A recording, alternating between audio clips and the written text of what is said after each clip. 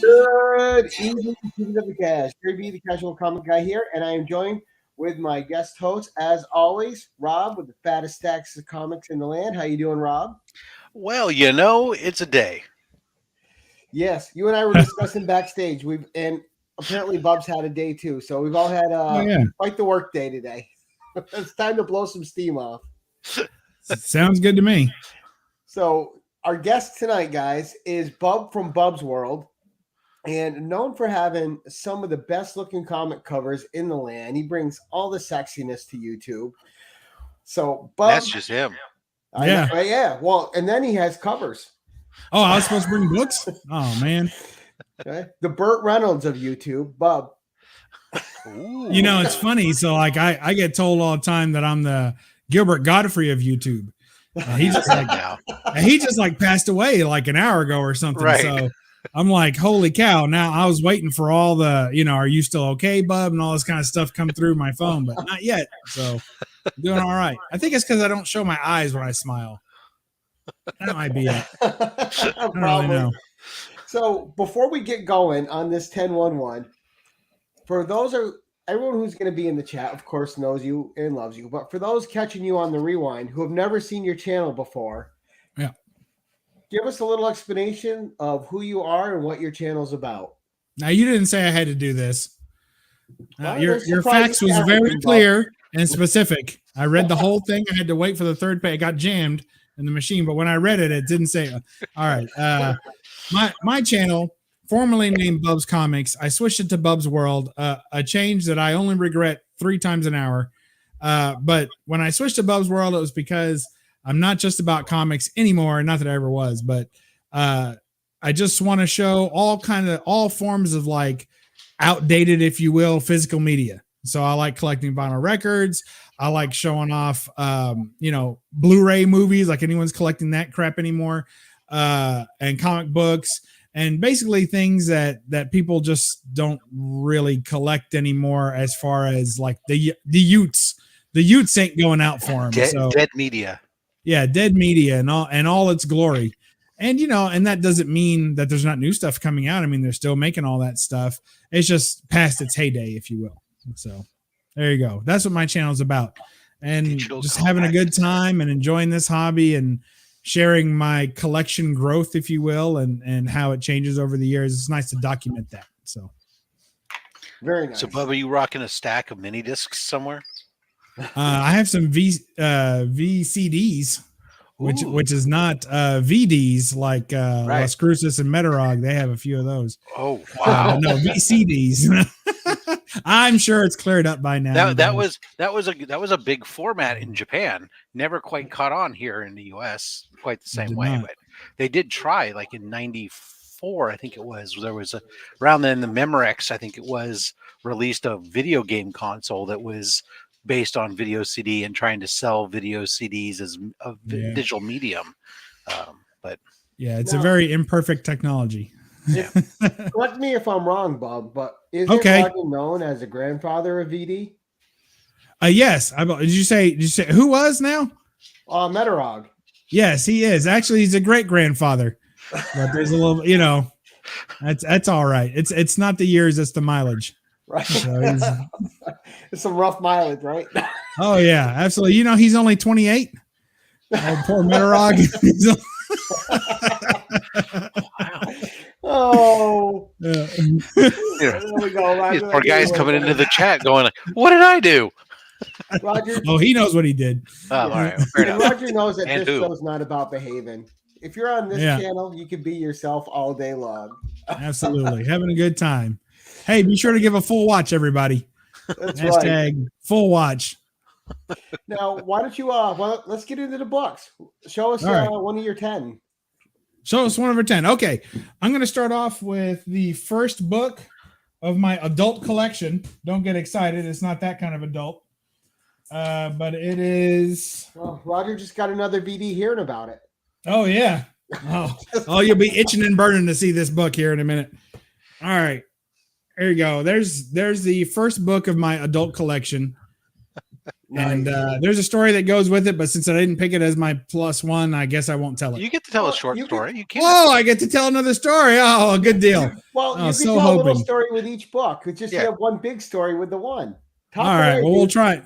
I'll embellish the last one so it seems bigger than the others. So basically, the real quick one is that I'd been taking my son to some Comic Cons, some conventions in the area, and I noticed that there were these Lego tables that were selling like these Japanese Legos or whatever, the Chinese Legos that were completely bootleg but looked really cool. Knockoffs? Yeah, knockoffs of all the current like Marvel characters that nobody else, like Marvel, didn't have the license or didn't put out. So I was like, okay. I got an idea to score some tickets to the next convention. So I went deep, man. For a year, I bought a crap ton of Legos. I had cases of them, right? All from overseas, paying like 50 cents a piece. And I was going to sell them for a whopping $4. I was going to be the Lego Street King at the next convention. And then I didn't make the convention. Life got in the way, right? So I ended up with this whole case of crap. I said, I got to get rid of this stuff. So I went to the local comic shop and sold them. And I sold all of them. And I had about maybe $150-200 in the collection of them. There's a lot of Legos. And I sold them all to the shop for $600 store credit and $400 cash. Wow. And when I was done making the deal, I said, and one more thing. I said, I want to pull something off the wall, any book off the wall, and leave with it. And he agreed.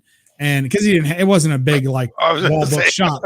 Yeah. It wasn't like a big deal shop, but he had this book and it was just calling to me. And Wolverine was my favorite character as a kid. I was like, man, I've got to walk out with that book. So, and that's what started this, and the $600 store credit is what started my comic collecting and hasn't stopped since. And that was a few years ago.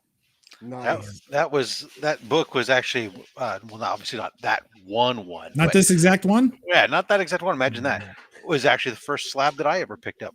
Started my whole slab endeavor was Wolverine #1. So this one was raw when I got it, and I didn't press it or clean it or anything. I just slabbed it just the way it was to kind of preserve what it looked like when I picked it up off the wall. So it could use a press. I think it's a 9.2. Maybe an off shot of a 9.4, but I think it's a solid 9.2.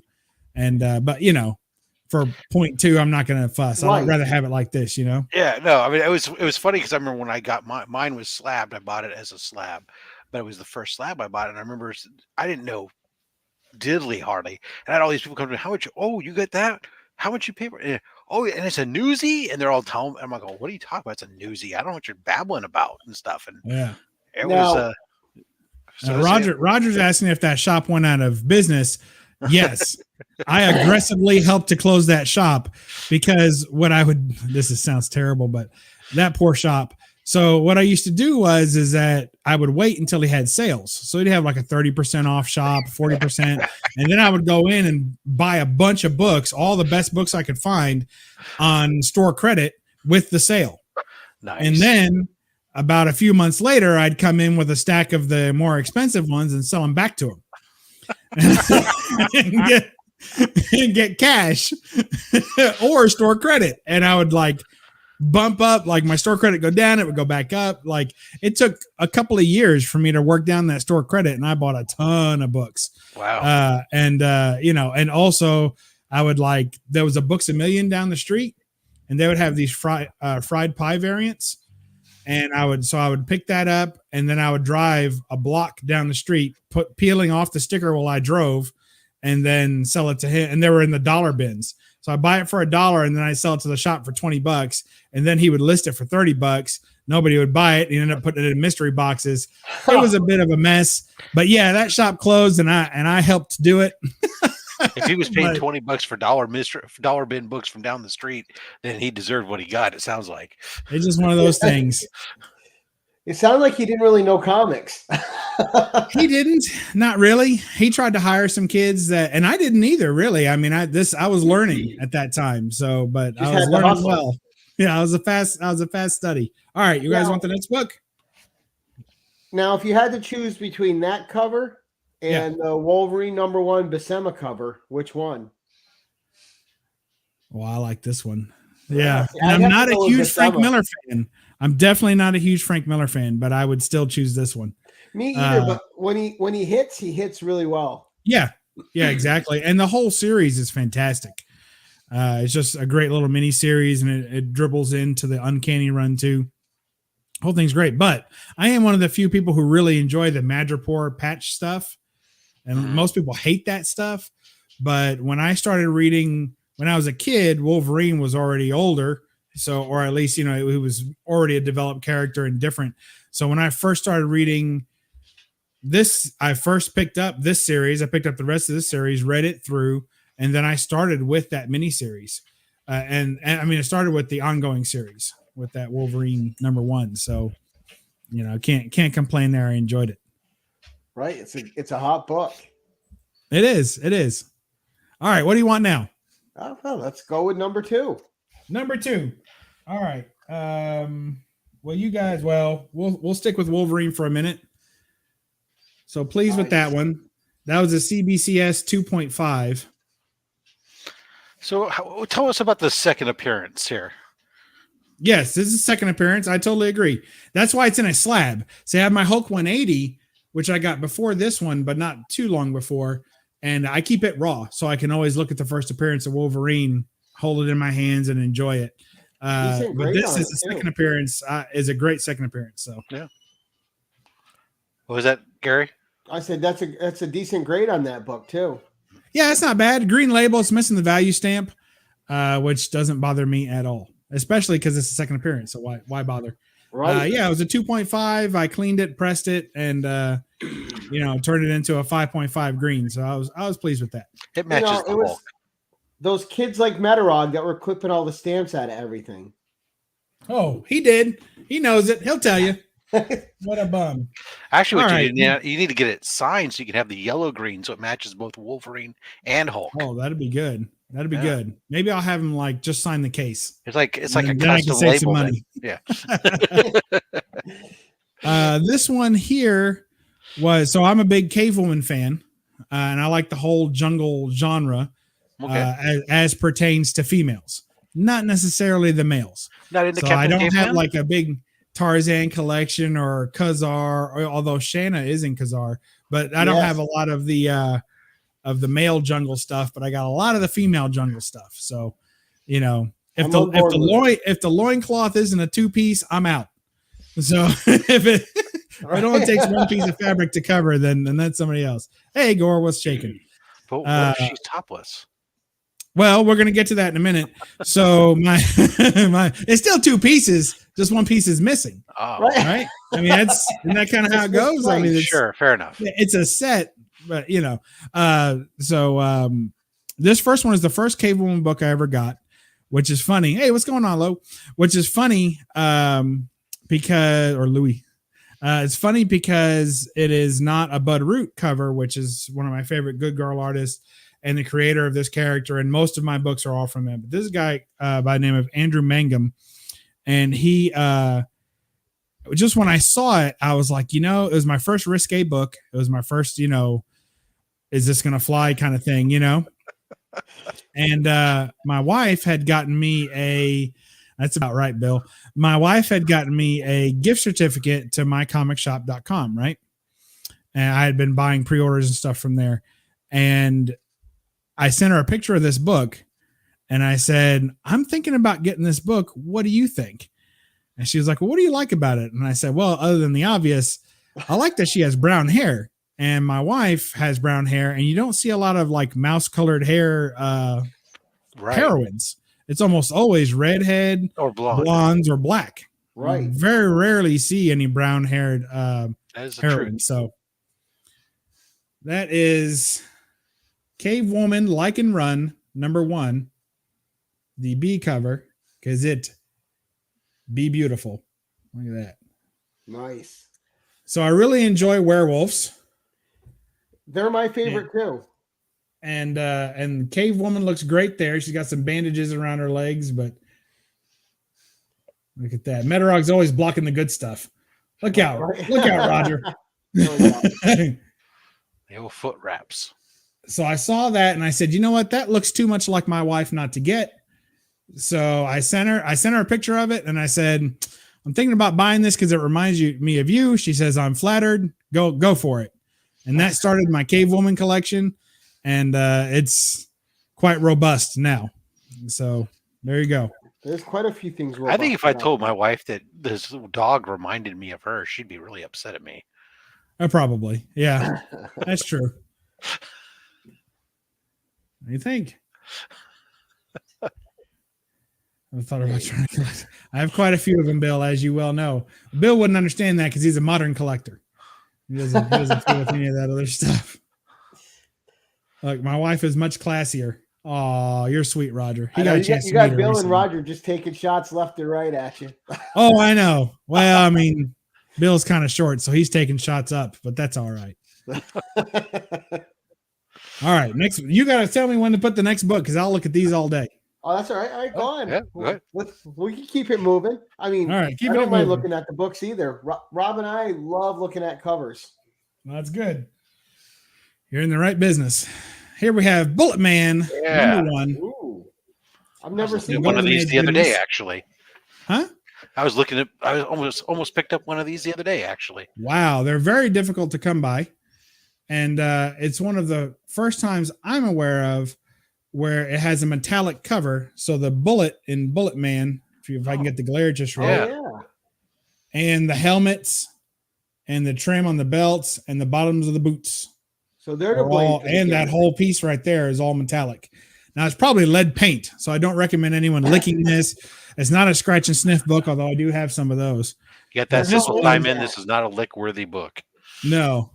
This one is from 1941. Ooh. And it's the first Bullet Man in his own title.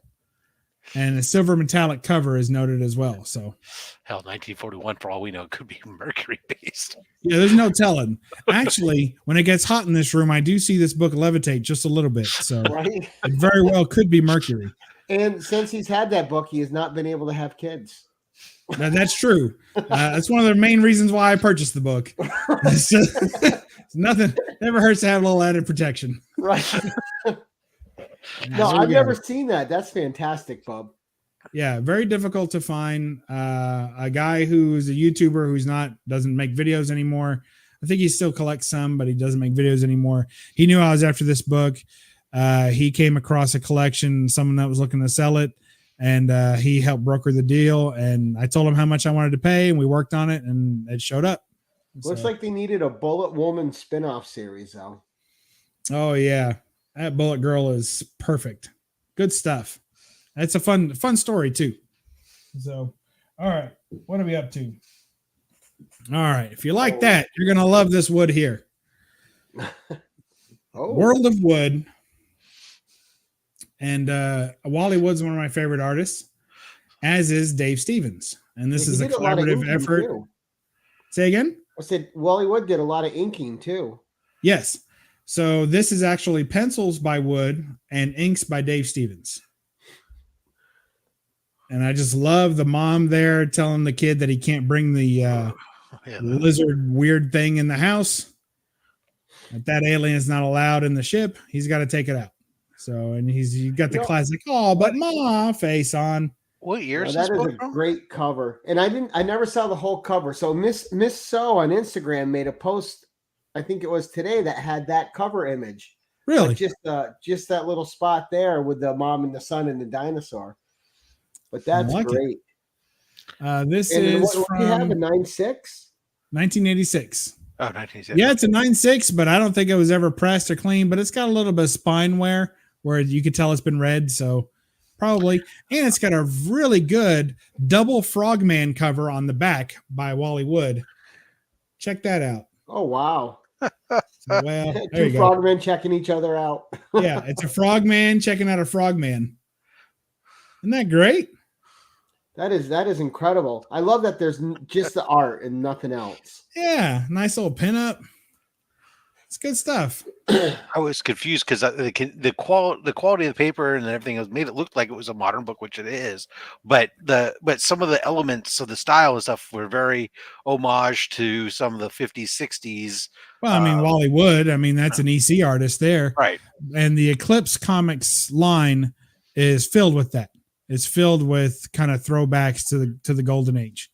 So Right. especially Yeah. So that's why I was like, just kind of, when was that done? Because that's it's totally intentional. It's totally intentional. Because Even has a border similar to what would be that. like weird science and fantasy type border, where it's got the exactly. It reminds exactly my weird fantasies and all right. That is not just my a weird beauty. fantasies, but the books too. Oh, the books too. That does get weird. I might have to look for that book. I love it's right here. You want me to show it again? You don't mind me coming over then, right? No. Bubs World is always open. You just leave. You got to pay homage. You leave like 2 comics at the door as you walk in. And then as you walk out, I'm going to go ahead and select a comic from the 2 you brought to give back to you. Right. And then 1 I keep. So, everybody wins. And bring over while you're at it. Right. Yeah. This next one I'd like to get slabbed, but I'm not sending anything in with the, I think it's 7-year turnaround time now that they're working. CBCS is 2.85 years if you want to have it pressed by them, actually. Yeah, I do not. I'll take care of that myself. but that was just the absolute most extreme I've ever seen when they released the new timelines the other day. And there's no reason to send a book to get pressed for 2.5 years. You could put it under your mattress and just sleep on it for a year, and it'll probably press it pretty good. Yeah. So, but here is Jet number 3. Wow, the nice thing is, I just love how dynamic it is. You know, exactly. The nice thing actually now is because I just sent off a couple Golden Age and Atomic Age books to CBCS, anyways, with their new thing. It's on Express. It's a 14-day turnaround time guaranteed. Yeah. The Devil Machine, huh? The Devil Machine. That cover, Bob? I don't know, to be honest with you. I love those old sci-fi covers. They're so fantastic. It's not signed. I tried to get this book for a long time and couldn't get one in the condition I wanted, and finally found one, and I was happy with it. It's got the little, that's the Devil Machine, just keeps making more little men, more little fighters. Yeah. And she's getting all, caught up in it. Just great stuff. So I just love this book. This is the kind of book, if you guys have a book, like once you take it out of your collection, you just have to leave it up for like a week. Yeah. Like you just have to leave it out. Once it sees light of day, it doesn't go back in the rack for a while. Yeah, I know. I mean, I always have a bunch displayed, but once this comes out of the old comic cabinet, it's got to stay out. So I do that too, especially with some of the old Alien Worlds books. Those covers are amazing. Oh yeah, absolutely. Alien World. So that was an Eclipse title, wasn't it too? It went through 2. I think it was PC and Eclipse. Okay.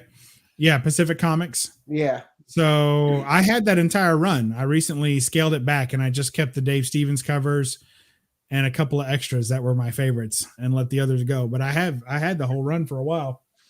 All right, next, another little moldy Goldie. Oh, ooh! There's Human Torch number 10. Early appearance of the Vision. Is it? I didn't know that. The Human Torch. Oh, Human Torch. Yeah. The Android version. The Android. Yeah. Torch, yeah. And you've got that's my got favorite. a nice Golden Age appearance there. Golden Age Submariner is my favorite. It looks like a mantis. I love it. Love Golden Age Submariner. What a freak. And so I wanted a Human Torch. I wanted a timely Human Torch. And this one's from 1942. So you get that good war effect going, just massive battles. And, of course, Schomburg cover. So you get so much going on. And I don't like Toro. I generally don't like sidekicks. So I wanted to get a Human Torch cover that did not have his sidekick Toro on it. That's tough to do. And then to get the bonus Submariner appearance, I couldn't pass it up. So I was on the hunt for this book, and a prolific Golden Age collector was aware that I was on the hunt for it. And he's actually lived in Canada, and he hooked me up with another guy that lived in Canada. And I sent money, and I waited almost 3 months for this book to show up. Wow. Got stuck in customs and all kinds of other stuff. It was missing for a month. And this was one of the more expensive books I've ever purchased. And just because I wanted it so bad, and I just waited forever, and it finally showed up. So I know a thing about that. I just did that the last week with my Schomburg book. It does happen. So when I first got this book, all the pages were split, cover completely split and detached. Ooh. And it was in real rough shape. And I was able to clean it up, press it out, reattach every page and do all that, and ended up getting a 1.5 on it. So I was real pleased with that. You do restoration some too, huh? I do, just amateur restoration. I'm not, trying to do much.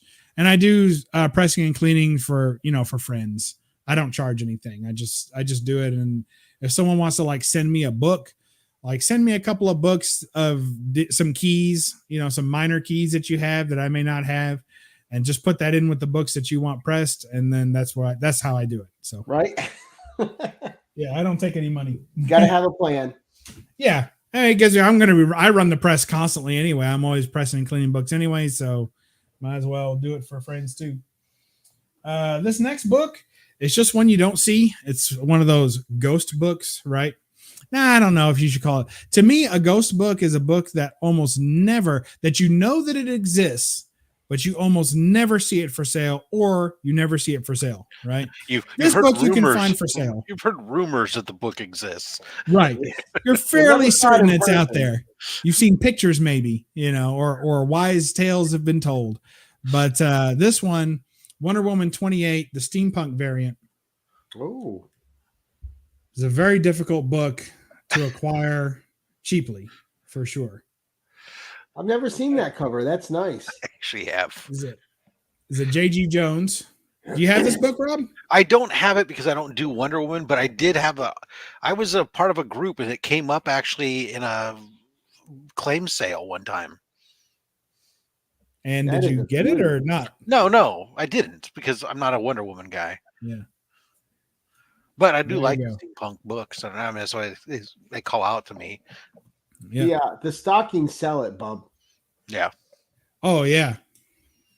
There's a few stars and stripes. Look at that. I think it's fun. I love her expression. She's already beat up all the guys inside the saloon, and now she's got 2 guns on her, and she's not worried at all. Yeah. Dirty Pair Adam Hughes cover. Yeah, Ghost book. I've got it right here, but I'm only allowed to show 10 books, Simon. Come on. Help me out here. Oh, you're a special guest, not like Bill or Roger. You can show an extra book. Oh, Bill's very special. No, he's been tested. He's been tested. Bill is very special. Yep. Is that one of those plastic coffins? No, it is encased in solid air. In case you're wondering, that's what this is. So good stuff. And a 9.8 is difficult to come by as well. And this is one of those books that you can almost ask what you want. And that's why the price is so ridiculous on it. People ask thousands of dollars for this book just because. Really? Because if you want it, good luck finding one, So they ask ridiculous money. What year was that from, Bub? This is from 2014. Wow. And it's just gone up that much, huh? It's issue number 28 of a terrible run of Wonder Woman. I mean, bad story, bad art, you name it, the whole thing. It was a ratio variant. And so a shop had to buy a lot of crappy, and the A cover is horrific. It's ugly. So the shop would have had to really heavily invest in all the underbooks, right, to get to the ratio amount. And it just wasn't, I think it was a 1 in 25 or something. And nobody wants to buy 25 of a crap title that no one's buying already. Right. So shops didn't invest in it. So it's got by extension of that, it's a fairly low print run. Yeah, Nice. There's the last sold was a year ago, but it was a $2,200 sale on that in a 9.8. Wow. There you go. 2,200. It's an amazing cover. Yeah, and I got it pretty much for free. I bought it. I bought the entire lot I bought the whole run. Someone was selling the whole run of these books, this whole Wonder Woman run, start to finish, and it said with a few variants was the way that it labeled itself. So it was Wonder Woman run with a few variants. And I was going through the pictures, and buried in the 4th or 5th picture, I could see a piece of this cover. And I was like, whoa. So buy it now. And it was buy it now. Buy it now. got it, and it showed up at my house, and I dig through, and this thing had a dog ear on the back. It was bent, but it wasn't color breaking. And I say dog ear, it wasn't a real dog ear, but it was like crumpled, and wavy in the back corner, and pressed it out and sent it in, and here's what I got. So worked out well. And then I sold the rest of the lot to a comic shop and got more than my money back. So all good. All right. Another ghost book, some would say, is Wolverine. What is it? Number 145, the Bill Sienkiewicz variant. And this was a mail away to Nabisco. Oh. Well, that would explain why I've never seen that cover. Yeah. So this is like a holy grail for Wolverine collectors. There's the back. Ooh. Sabretooth, Hulk, and Wolverine going at it. And this book, here, Rob's looking it up. Go ahead, look it up. No, actually, I was doing something else. I was just remembering something else, but I'll look it up right now. What you're talking about? Which issue is it? Wolverine 145 Nabisco. You'll have to search for it that way. 145 Nabisco. And then you'll have to Google how to spell Nabisco because it's been a while since you had a pack of cookies. I'm looking on Go Collect. It popped right up. Oh, there you go. How's it looking? On a 9.8? 7.0. 7.0. Not A that it matters. 7.0, there's not even an FMV. A 6.5, so that was a long time ago. Let's see, what was a recent sale in any grade? It looks like 2021 was the last time anything of this sold. Yep. An 8.5 sold for $462. Oh, wow. That was a steal. 9.8 last sold in January 2021 for $1,700. So most of the stuff you'd speculate that guy, based on those sales, even with some upsell, you talk maybe $400. Yeah, if you can find it. Yeah, that's the thing. There is only there's less than 500. Well, no, with Signature Series, there's over 500 just over 500 on Census. Yeah. Wow. Oh, well, that's the other problem. Trying to find this book without signatures all over it, because people love all that blank space, and Sienkiewicz is still around, so they love to get him to sign it. There's a couple other people I've seen sign it. About 25% of the books are on Census are signed. Yeah, and it's an Eric Larson book, so he's around, he gets signatures on it. I've seen several signed by Stan Lee. It's like, oh my gosh. And Sienkiewicz is one of those artists, man. He can do a lot of different styles. Yeah, most of them I don't like, but this one I do. What's really odd is that there's actually 18 restored books of a book that recent. So that must tell you they almost have color touch, I'm sure. Yeah, because it's all black cover. So yeah, they're taking a marker to it constantly. That's a good point. Well, there you go. Nabisco 145. Be wary of if you see one out there in the wild raw and it's a great deal and you're looking for it, you're going to want to look for some touch up on it. Yeah, but get it anyway. Right? Just buy it. Let's see. I think that was 4 books so far. So next we've got number 5. We got The Rifleman number 10 with the famous log cover. Oh yeah. What? That is not a thought out cover. Look at that. Yep. So this one, for me, how you doing? Yeah, exactly. I collect a lot of innuendo books, innuendo covers, and stuff that makes me smile and laugh. This just cracks me up. Plus, I was a huge Rifleman fan, still am, of the TV show, The Rifleman with Chuck Connors. Just great stuff. And I couldn't help it. I've already got a few other books in this run too. I don't know if I need the entire run because it's all photo covers. Yeah, but I thought I saw you show that off on Cover Slingers one time, right? Probably. Yeah. Who knows? They don't let me on that show because every time I go on, I win, and they kick me off for like 6 months. It's rough. Mathematically challenged. Help him out. What did I do? What did I say? Oh, right. Yeah. All right. So here's my 4th book of showing Dell the Rifleman. All right. So that's and it is what it is. Now people want stupid money for what I consider to be stupid money for this book. To me, you should be able to get this book for under $200. definitely under 300, but people want more than that for this book for some reason. And just because of the log placement, huh?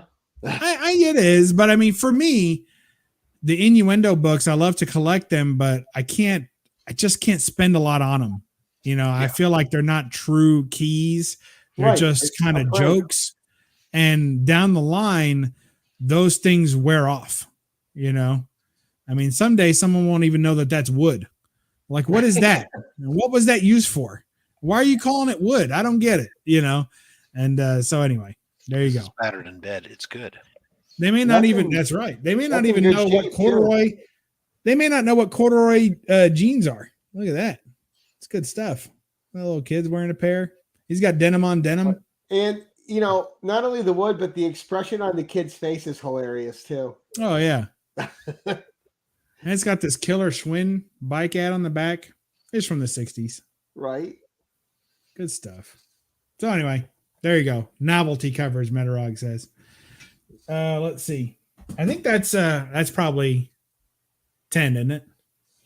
1, 2, oh, what, 7? I don't know. 7. I wasn't keeping. I never keep track. I get lost. That's 10. At the covers. All right. That's 10. All right. So we're gonna get to one with a story then. One with a story. So this is a cheat because this book is not actually the book that goes with the story. Okay. Exactly. Not the beginning of the story. So I'll show it. This book represents a book that I used to have. Okay. So, does he think the cover was intentional or, yeah, they've interviewed, I forget the kid's name. He's in poor health right now, but the kid on that cover, who played his son in the show, they interviewed him, and yeah, it was a joke. Like they did the joke, right? And they never thought that photo would end up on the cover of a comic book, but it was them just goofing off, and so there you go. Yeah, it was a joke at the time, and the rest is history. It was going to be a cover. So this book represents my best flip. So, and if I had it all to do over again, I don't know if I would have done it. You know how that is. But I was at a shop that I frequent all the time. It's a back issue shop. And the owner was doing a in shop. He had a set of tables set up. And if you had a collection you were looking to sell, he did kind of a quasi consignment. Like you could bring your collection in, stand with it all day, and then price everything the way you wanted it to be. And then when they checked out, you got the bulk of the money, and then the shop got a little bit of commission off the sale, right? They got a little skim off the sale. Nice. So this guy had an entire run of Supergirl, and I was able to get Supergirl number 20, Supergirl and the Legion of Superheroes number 23. And that book is a hot book. And it's an Adam Hughes cover. And according to Adam Hughes, his favorite cover. It's his favorite work of his own. Really? He said rarely does a cover turn out exactly the way you want it to, and this one did. So, and of course, I love Good Girl art, cheesecake books. This is just perfect. It is a beautiful cover. Classic, like girl on a hot rod, kind of book, And so, Supergirl Legion of Superheroes number 23. I picked it up out of the bin. And I did not know its full value, but I knew it was a big deal. So I picked it up, and it was half. Everything in the bin was half cover price, and it was a $4 book. It was $3.99, so I got it for $2. So I bought it for $2, and I was shaking all the way home while, trying to find the value. And I said, "You're kidding me! Like in a high grade, this thing is in the upper hundreds, right?" I said, "All right." So I got home. And I was nervous, so I sent it to CGC I sent it with a clean and press, cause I didn't have a press at that time. So I sent it in, I didn't touch it. I sent it in for a clean and press, and it came back at 9.8. So again, not this exact book. So it came back at 9.8. And, the day that it came back, I knew I wasn't going to be able to keep it because a 9.8 was selling for over $1,000. So I put it up on Instagram, and I think it was 12 minutes, and somebody had already claimed it. Wow. For asking price. So, and there it went. So it was in my hands for a total of like 3 days. 2 days when I first got it, and then one more day when it returned back from CGC, and it was gone. And that was it. I took a bunch of pictures with it and enjoyed it, and then I sold it. And my one thing about selling it was I only wanted to sell it if I was going to be able to use the money to further my collection. So with that, cool $1,000, I was able to pick up my press, which is not like a t-shirt press or anything like that. It's a Seal 120. It's a full clamshell design press meant for pressing paper and, photos and things like that. So it does an excellent job. I see people blunder around with a lot of different types of presses, Right. Amazon $200 presses and stuff like that. And they will get the job done. But if you want to get it done quickly and you want to get it done right the first time, invest in a more expensive press. So that's what I did. And I found a good deal on a used one. And I used the money that I had left over to buy this Mexican edition. So I could still have the same book and the same cover. And so this is a 9/6 Superman number 43 Mexican edition variant cover by Adam Hughes. So got that. And then also, this is where I'm cheating a little bit, but I also used that money that I had left over to buy this book, which is a Cap 103, I think, right? Yep, Cap 103, White Shield variant, signed by Stan Lee with actual good signature placement and color and everything else. And in silver, nice. Yep, nice Jack Kirby cover. I mean, this had everything I wanted. And my goal was to get a Stan Lee signed book. That was my goal. I had already met Stan Lee, so I didn't, and I purposely did not buy a signature when I did because they were so expensive. So I was like, you know what? Let me spend the money. I'll get a signature later, and I know that I met him. So this is what I picked up and sent it in. It was already graded, so I sent it in for a reholdering, because it's yellow label, so you can't do much with it. You can't crack it yourself. Right. So I sent it in to get the the little cap thing on the end. It's the only one I've ever done like that, but I liked it. And I really liked the circle there, the background, and they put it again on the back. So I like that a lot. So you can see like the watermark. Oh, okay. Yep. Now it's catching right. Oh, that's cool. So I really like that about it. The picture itself is not great, but I like the rest of it. And it's yellow label, so anything to spice it up a little bit. And, Kirby cover, Stan Lee written story. So those are my rules. I wanted a Kirby cover because I wanted some good art. I wanted a Stan Lee written story on there. And I wanted, a book that was written by Stan Lee, signed by Stan Lee. So, and that's what I got. And it's a minor key. In this one, you find out that Agent 13 is actually a Carter, so you don't, before she was just Agent 13. So this is her identity reveal. Oh, wow. Other than that, it's not a huge key, but it's a minor key. What a great cover. Yeah. So that's my story. Should I embellish it? Let's see. And then one day, no, that's pretty much right? it. This one time at band camp. Yeah, right? Exactly. That's it. So, right, so yeah, I cheat a little bit because it's really two books that tell the same story. But yeah, there you go. Two great books. Now, is that your favorite Adam Hughes cover too, or do you own something else that's a favorite Adam Hughes cover? I have a lot of Adam Hughes covers that I really do enjoy. I don't know that this would be my favorite. It's up there. It's certainly top 5. Mine is the Tomb Raider Journeys, #1.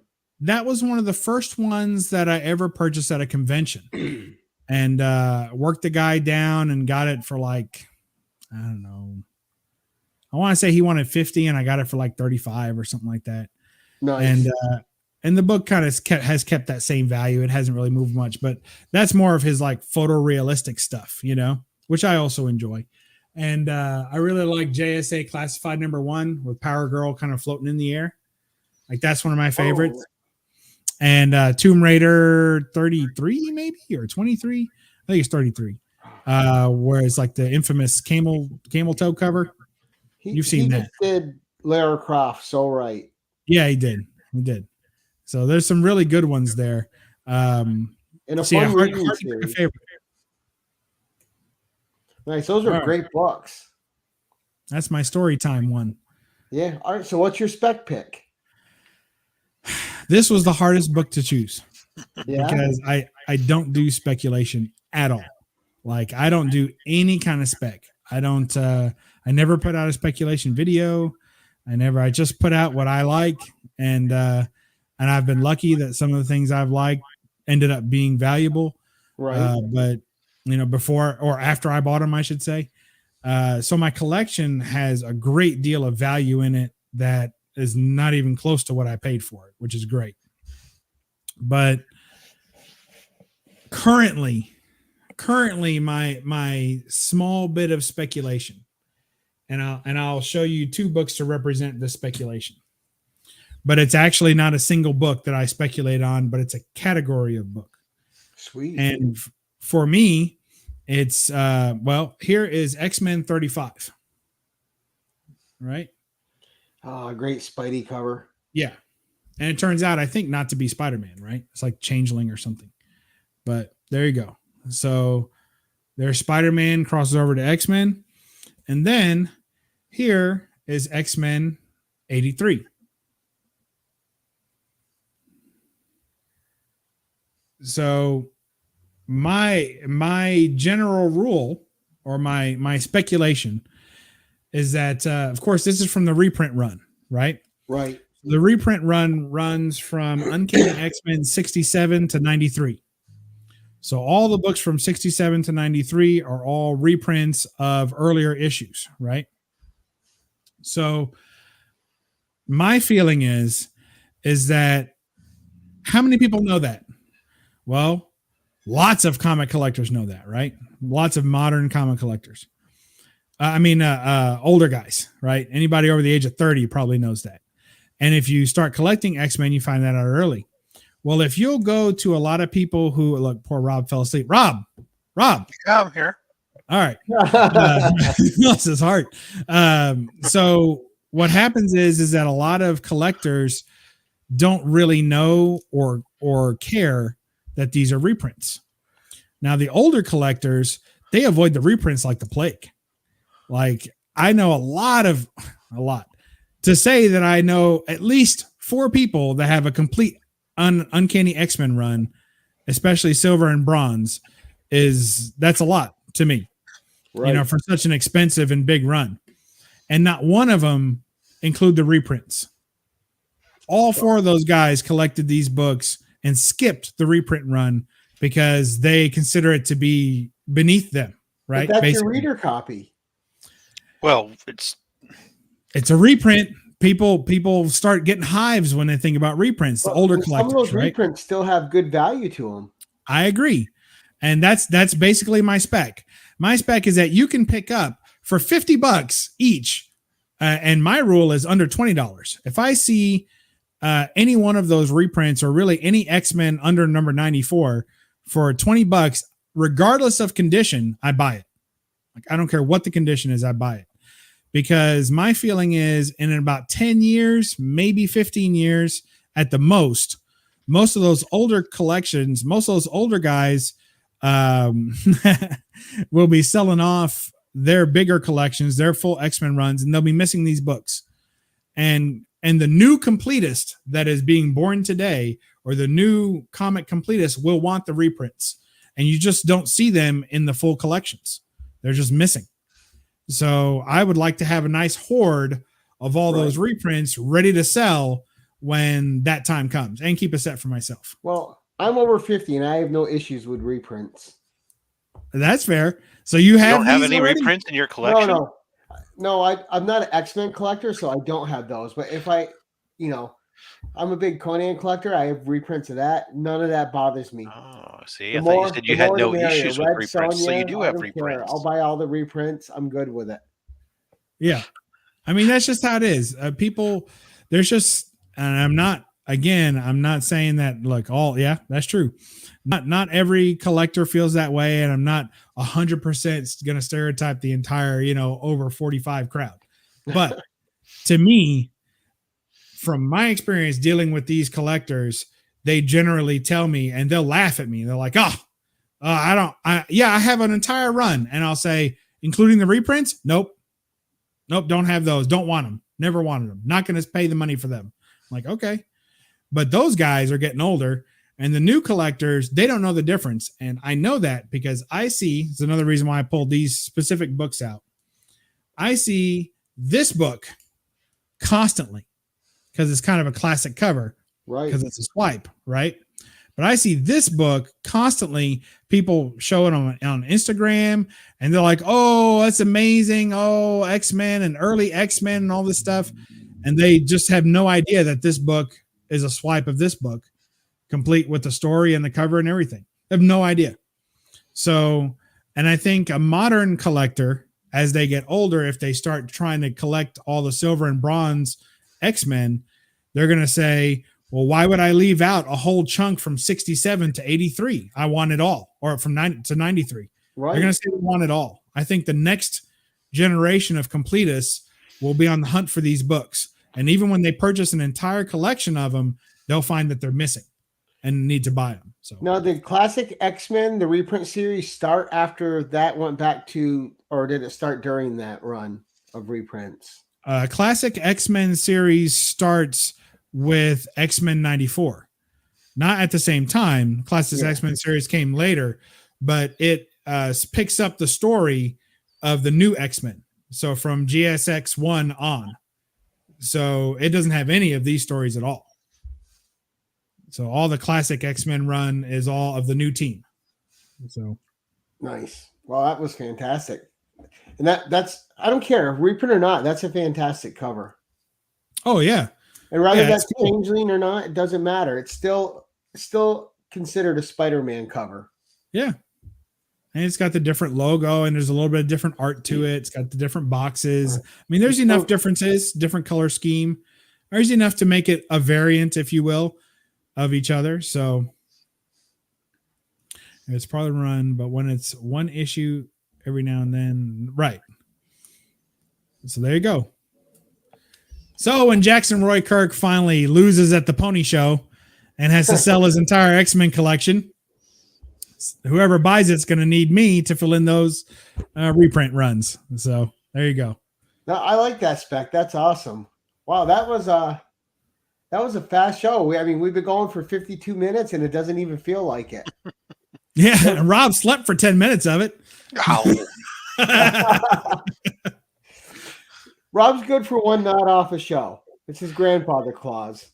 Did you say nod or nut? What did you say? Nod off. Whoa, all right. Yeah, good for one nod off a show. Yeah, all right. You're the one sitting under him. That's whatever. At least put a hat on. It's time for me to put the news on and watch TV. And I can go like that. We can switch it up. There we go. All right, there you go. No, that was fantastic, Bub. I mean, wow, just great covers. I actually expected a little bit more good girl art from you, so I was surprised at some of the other things you had, but not badly surprised. Like wow, that's really great. And more importantly, Gary, not disappointedly surprised. Oh, I appreciate that. No, it's great because I know when I'm getting a person on that's, I don't know how old you are, but Me neither. It's been forever since I was born. Right? I barely remember it. But you're getting some good old Bronze Age, Silver Age, Golden Age books with older collectors, and you get to like tonight. I got to see a few books, a few covers I've never seen before, and it's always fun. Oh, yeah, I love showing them off. I'm gonna sit there go. You know what? It's not that. I'm gonna go with the top one. I just dropped out for a moment. My internet dropped out for a moment. That's all. He probably froze. He froze mid blink with his eyes shut. So that happens. Look, Metarog was devastated that someone might actually think that he confused affect and effect and had to correct himself. Although technically the correct correction would be a lowercase e on the effect because it was correcting a contained part of the sentence. We're going to need another correction out of you, Roger. Sorry about that. Oh, goodness. All right. Well, Bob, thank you so much. So we'll start going around. And Rob, what have you got coming up, sir? What day is today? Tuesday? Oh, yeah. Thursday, there'll be something that I'm opening. I don't even remember what the heck is already on the schedule. But more importantly, will be Saturday, the usual. We got Slab Hub. And this week we have Matt Woods coming on the show for Slab Hub. So you want to check that out. Nice. I like it. You might have to change the name to Slab Attic. He's got the little slanted roof going. Matt's got a great collection. Yeah, he does. And also Rob will be on The Usual Suspects this Thursday when we got Mad Spoity. So he'll be on the show. Nick will be there. Oh yeah. And Bob, what's coming up for you, sir? Well, I just received another box of 50 books or so I got to process all those, put them in the app and get them in Mylar and put them in the to be filmed stack, and then run some videos with them and then put them in the old comic cabinet. I got that, and then the 23rd of April, so 2 weeks or so, I'll be at a convention selling books for the first time as a vendor. So that should be fun. Going with Jambo Comics. He's going to be my table mate, and we're going to get some books sold. So we're excited about that. That's BubsCon 2022 is an on the road vendor experience, and get some experience as a vendor, and then hopefully open up a con of my own in a few years. So that's the idea. So that's what I got going on. And I got to show off some vinyl records I got for my birthday recently, and a couple other things like that. So, and some pops. Nice. Picked up some pops. Nice. That's it. Yeah, and No Faces chat every Monday except yesterday, and most other Mondays. And we got DS Comics. We got Metarog on there, and DS is working like a wild man. He's got a baby on the way. He never looks so good. He's got such a glow. Of course, there's No Faces, so it works. And then Roger, he's been busy. He was busy too, so we'll get it. We'll get the whole band back together for another episode real soon. But most Monday nights. Nice. And guys, coming up on my channel, we have The Usual Suspects this week. As I said earlier, with Mad Spidey. You, of course, will have another Savage Saturday comic review with me. And I want to remind everyone in the audience, I'm booked out on this show, I think, till May. But I'm still scheduling. If you would like or are interested in coming on the 1011, then please reach out to me on Instagram, and I will work with you on getting you on one Tuesday night in the future, and we will schedule you out. Whether, I see a couple new faces in here tonight, and I want to thank you guys for checking out the channel and checking out the show. Really appreciate it.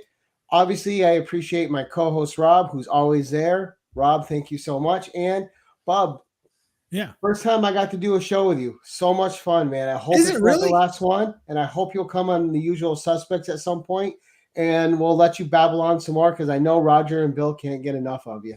I tell you, the fan mail is on its way, I'm sure. Absolutely.